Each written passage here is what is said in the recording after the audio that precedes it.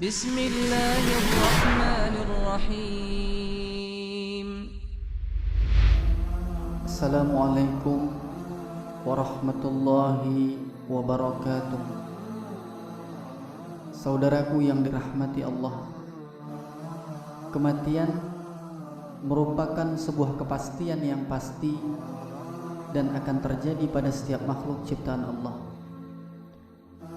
Sehingga ketika ajal menjemput, kita tidak bisa berlari, menghindar, bahkan untuk bersembunyi. Siap atau tidak siap, masih bergelimangan dosa dan belum sempat bertaubat, namun ketika telah tiba masa ajalnya, maka akan tetap dijemput, tidak peduli seperti apapun dia. Inilah yang dialami oleh seorang laki-laki di zaman Rasulullah SAW, di mana kematian menjemputnya saat ia dalam kondisi yang belum siap. Jenazahnya pun tiba-tiba berubah menjadi babi hutan. Peristiwa ini bahkan disaksikan langsung oleh Rasulullah SAW. Perbuatan seperti apakah yang dilakukan oleh jenazah ini semasa hidupnya hingga jenazah ini berubah menjadi babi hutan? Dan hikmah apa yang bisa kita ambil dari kisah ini? Saudaraku yang dirahmati Allah, mari tonton video ini agar menambah ilmu dan tidak salah dalam mengamalkan Islam. Di dalam sebuah riwayat diceritakan bahwa Rasulullah SAW sedang duduk bersama para sahabat.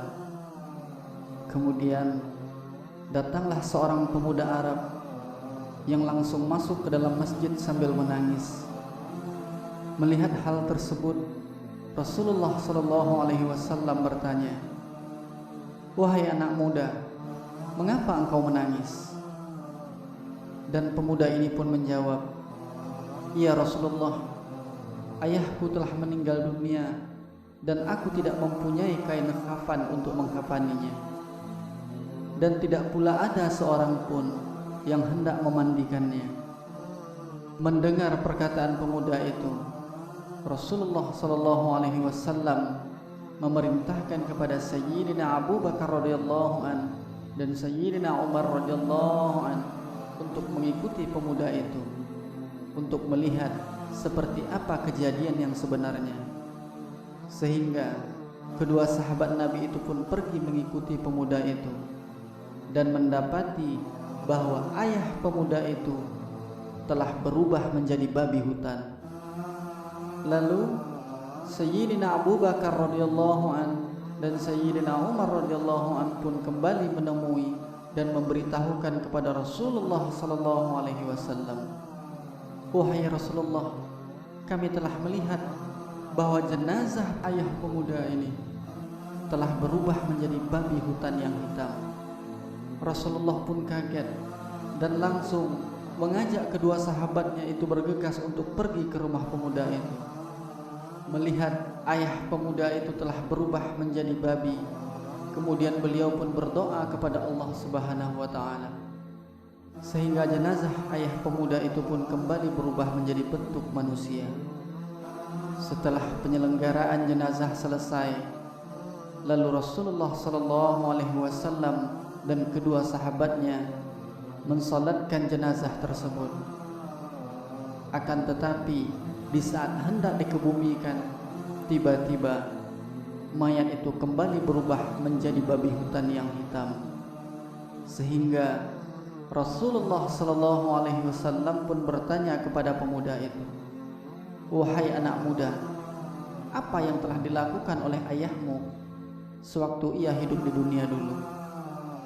"Wahai Rasulullah, ayahku sebenarnya semasa hidupnya tidak pernah mau mengerjakan sholat."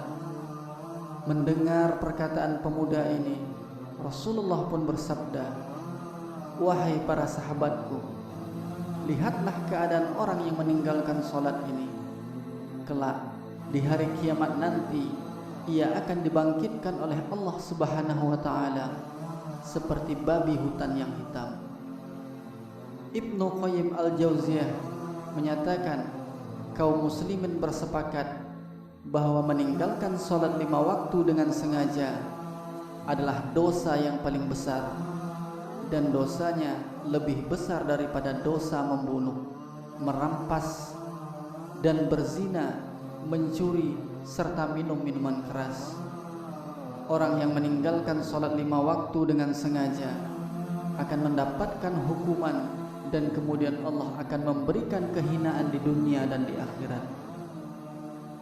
Rasulullah SAW di dalam mi'rajnya diperlihatkan pada suatu kaum yang membenturkan kepala mereka pada batu hingga pecah, dan dari pecahan kepala itu mengucur banyak darah.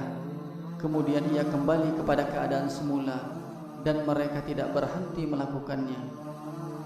Rasulullah pun bertanya kepada malaikat Jibril, "Siapakah kaum tersebut ya Jibril?"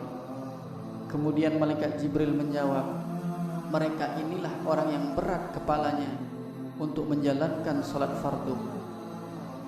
Saudaraku yang dirahmati Allah, salat merupakan hubungan fisik, spiritual dan emosional antara Allah dengan hambanya. Ini adalah bentuk komunikasi antara Allah Subhanahu wa taala dan kita sebagai umat muslim. Dan untuk mencapai keridhoannya dan berada di bawah lindungannya,